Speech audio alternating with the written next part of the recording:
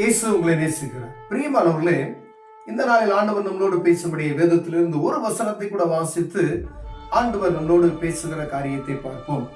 அது ரோமர் புஸ்தகம் 15வது அதிகாரம் 21வது வசனம் எப்படியாக சொல்லுகிறது: நான் மற்றவருடைய அஸ்திபாரத்தின் மேல் கட்டாதபடிக்கு கிறிஸ்துவனுடைய நாமம் சொல்லப்பட்டிராத இடங்களிலே சுவிசேஷத்தை அறிவிக்கும்படி நாடுகிறேன்.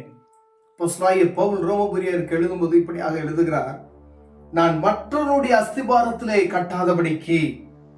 எவ்வளவு அருமையா எழுது. ஏன்னா இந்த நாட்கள்ல இப்படிப்பட்டதான பிரச்சனைகள் நம்ம பார்த்து கொண்டே இருக்கிறோம். எங்க ஒரு ஆத்மா வெளியே போயிருமோ, நமக்கு பயம். ஒரு ஆத்மா ரட்சிக்கப்பட்டுருமோ என்பதற்காக அல்ல, ஒரு ஆத்மா வெளியே தப்பி போயிருமோ என்பதற்காக நாம் ஐயப்பட்டு கொண்டிருக்கிறோம். ஆனா பரலோகம் என்ன நினைக்கிறது? ஒரு ஆத்மா இந்த மந்தையில் சேர்க்கப்படுமா என்று நினைக்கிறது. பவுல் அப்போஸ்தலர் அன்னைக்கே என்ன எழுதி வச்சிருக்காரு பாருங்க: நான் சொல்லப்பட்டிராத இடங்களில சுவிசேஷத்தை அறிவிக்கும்படி நாடுகிறேன். இத அன்னைக்கு எழுதியிருக்கப்ப சபை உருவாக்கப்பட்ட அந்த நாட்களிலே இந்த பிரச்சனை வரும் என்பது தெரிந்து நீ ஒன்னொருத்தருடைய அஸ்திபாரத்தை என்ன செய்யாத, கட்டாதன்னு சொல்லியிருக்காரு. ஒரு ஆத்மாவை ரட்சிப்புகளை நடத்தி அந்த பாதுகாத்து வைத்திருக்கிற ஒரு ஆத்மாவை சிதறடிக்கிற வண்ணமாய் அதை வேற இடத்துல கூட்டிட்டு போய் அது ஒழுக்கம் இல்லாதபடி நம்ம ஒருவேளை ஆண்டவருடைய சத்தியத்துக்கு மாறான சுவிசேஷத்தை அறிவித்து சபையிலிருந்து பிரித்தெடுத்துட்டு போவோம்னு சொன்னா அது ஆண்டவருக்கு கணக்கு கொடுக்கணும். பிரியமானவர்கள் யாராக இருந்தாலும் சரி, ஆண்டவருக்கு கணக்கு கொடுக்கணும்.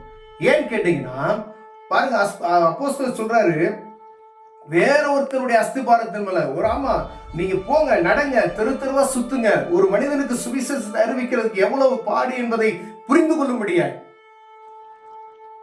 ஒரு தனிப்பட்ட மனிதனுக்கு இயேசு கிறிஸ்துவே தெய்வம் என்று சொல்லுவதற்கு எவ்வளவு பாடுகள் என்பதை நீங்கள் அறிந்து கொள்ள வேண்டும். ஒரு மனிதனை ரட்சிப்புகள் நடத்த சாதாரண நீங்க ஜெபம் பண்ணணும். ஒரு குறிப்பிட்ட மனிதனுக்கு சுவிசேஷம்னா அவ்வளவு காரியங்களை செய்து ஒரு மனிதன் வைத்திருப்பான். அதை நீங்க என்ன செஞ்சிருவீங்க? அவரை அப்படியே மெதுவா கூட்டிட்டு போய் உங்க சபையில வச்சுருவீங்க. அப்படிதான். அப்ப யாரோ அஸ்திபாரம் போடுவாங்க, நீங்க போய் என்ன செஞ்சிருவீங்க? கட்டடம் கட்டிக்குவீங்க அப்படின்னு. அந்த கட்டடத்தையும் சரியா நீங்க கட்டுவீர்களா என்று பார்த்தால் அதுக்கு கொடுக்க வேண்டிய போசாக்கு, ஒரு ஆட்டுக்குட்டி இருக்கு அப்படின்னு சொன்னா அதுக்கான தேவையான ஃபுட்டு, சரியான ஃபுட்டு அந்த நேரத்துக்கு கொடுக்கணும்ல. ஒரு பில்டிங் இருக்குன்னு பாருங்க, அஸ்திபாரம் என்ற ஒரு கார்ல அவர் சொல்லியிருக்கிறாரு பாத்துங்க. நீங்க அஸ்திபாரத்தை நல்லா ஸ்ட்ராங்கா ஒருத்து போட்டாரு. அதுக்கு மேல ஒருவேளை நீங்க திருட்டுத்தனமா நீங்க கட்டுறீங்க அப்படின்னு சொன்னாலும் அதுல சரிவர நீங்க அதை கட்டலைன்னா அது என்ன செஞ்சுப்போம்? கொஞ்ச நாள் இடிஞ்சு கீழே விழுந்துரும். அப்ப எவ்வளவு ஜாக்கிரதையா இருக்கும்படியாய் அப்போஸ்தலனாகிய பவுல் அன்னைக்கே எழுதியிருக்கிறார். அடுத்தவனுடைய அஸ்திபாரத்தில் நீங்க கட்டாதபடிங்க. சுவிசேஷம் அறிவிக்கப்படாத இடத்துல போய் ஜனங்களுக்கு எப்படியாவது சுவிசேஷத்தை அறிவிங்க. அந்த ஜனங்களை ஆண்டவருக்கு என்று ஆதாயப்படுத்திக் கொள்ளுங்க. அந்த ஜனங்களுக்கு இயேசு யார் என்பதை சொல்லுங்க. எவ்வளவு ஜனங்கள் உங்க வீட்டுல எவ்வளவு பேர் இருக்காங்க, என் வீட்டுல எவ்வளவு பேர் இருக்காங்க தெரியுமா? இயேசுவை சொந்த ரட்சகராய் ஏற்றுக்கொள்ளாதபடிக்கு, இயேசு தெய்வம் என்கின்ற ஒரு கான்செப்டே இல்லாதபடிக்கு இருக்கிறாங்க. அவங்க கிறிஸ்தவர்கள் என்று சொல்லிக் கொண்டு இருக்கிறார்கள். பிரியமானவர்களே, இப்ப அவங்களுக்கு நம்ம என்ன செய்யணும்? சுவிசேஷத்தை அறிவிக்கும்படியா எவ்வளவு ஜாக்கிரதையோட நம்ம காணப்படும்படியா அழைக்கப்படுகிறோம்.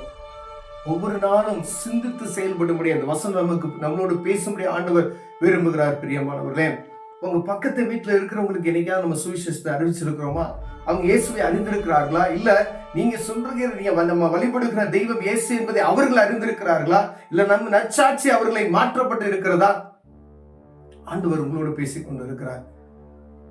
அநேக இடங்கள்ல இந்த பிரச்சனை நடக்கிறதை நாம் பார்க்க முடியும். எங்க பயப்படுறாங்க சுவிசேஷத்தை. ஒரு சர்ச்சில் சுவிசேஷ ஊழியத்தை செய்யறவர்களுக்கு ஒரு 10 நிமிஷம் பிரசங்கம் கொடுக்குறாங்க அப்படின்னு சொன்னா அவங்க பயப்படுறாங்க. ஏன் அப்படின்னா இங்க இருக்கிற 10 ஆத்துமாவை இழுத்துட்டு போயிடுவாரோ அப்படின்னு சொல்லி.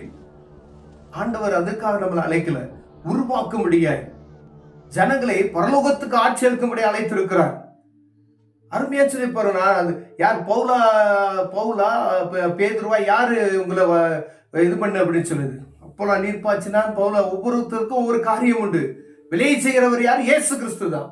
அப்ப அந்த ஆத்மாவை குறித்து சேர்க்கிறதுக்காக அல்ல, பரலோகத்துக்கு ஆள் சேர்க்கிற அந்த பூமிக்குரிய காரியத்துக்கு ஆண்டவர் பேசல. பரலோகத்துக்கு ஆள் சேர்க்கிறவர்களாய் நீங்களும் நானும் காணப்பட்டோமே. ஆனால் இந்த முழு ஜனத்தையும் ஆண்டவருக்கு சொந்தமுள்ள பிள்ளைகள் ஆகலாம். இந்த பாவமான உலகத்துல ஜனங்களை பிரித்தெடுத்து பரிசுத்த சன கூட்டத்திற்கு ஆள் சேர்க்கும்படியே நம்ம வந்திருக்கிறோம். பிரியமானவர்களே, அப்படின்னா இந்த மாதிரி காரியத்தை விட்டு ஒரு தனிப்பட்ட மனிதனுக்கு போய் இயேசு யார் என்பதை சொல்லும்படி அழைக்கப்படுகிறோம். பிரியமானவர்களே, இந்த பூமியில ஒவ்வொருவருக்கும் தலைமையில் விழுந்த கடமை, ரட்சிப்பின் அனுபவத்தை பெற்றுக்கொண்ட ஒவ்வொருவருக்கும் ஒரு கடமை இருக்கிறது. நான் சீசனாக ஒவ்வொரு மனிதனும் சீசன் ஆக்கப்பட வேண்டும் என்பது ஒவ்வொருவருக்கும் ஒரு கடமை இருக்கிறது. ஒரு விசுவாசி இருக்கீங்க அப்படின்னு சொன்னா அந்த விசுவாசிக்கும் தனியா கடமை இருக்கு. நீங்க புறப்பட்டு போய் சகல ஜனங்களுக்கு சுவிசேஷத்தை அறிவித்து அவர்களை சீசனாக்கள் என்று சொல்லி இருக்கிறார் ஆண்டவர். அப்ப போதகர் என்ன செய்யணும்? பக்கத்துல இருக்கிறவங்களை கூட்டிட்டு வந்து வைக்க முடியாது. நீங்க புறப்பட்டு போய் ஜனங்களுக்கு சுவிசேஷத்தை அறிவித்து அவர்களை சீசராக்கி உங்களுக்குள்ள வச்சுக்கணும்னு சொல்லல, அவர்களையும் அனுப்பணும் அப்படின்னு ஆண்டவர் சொல்லி இருக்கிறார். அப்ப எவ்வளவு ஜாக்கிரதை உள்ளாய் காணப்பட முடியும். அப்போஸ்தலர் அழகா அருமையா எழுதியிருக்கிறார். இந்த வசனம் நம்மளோடு பேசுமையானால் ஆண்டவர் நம்மை இன்னும் சுத்திகரித்து இன்னும் பரிசுத்தமாக்கி இன்னும் அநேக ஆயிரக்கணக்கான ஜனங்களுக்கு ஆசீர்வாதம் என மாற்ற வல்லமையுள்ளவராய் இருக்கிறார். கண்களை மூடுவோம், ஜெபம் செய்வோம். அன்பின் தகப்பனே, மற்றவர்களுடைய அஸ்திபாரத்தின் மேல் நாங்கள் கட்டாதபடிக்கு ஆண்டவரே, யாருக்கு சுவிசேஷம் தேவைப்படுகிறதோ அங்கு நாங்கள் சுவிசேஷத்தை சொல்ல கிருபை பாராட்டு. இயேசுவின் நாமத்தில் பிதாவே, ஆமென்.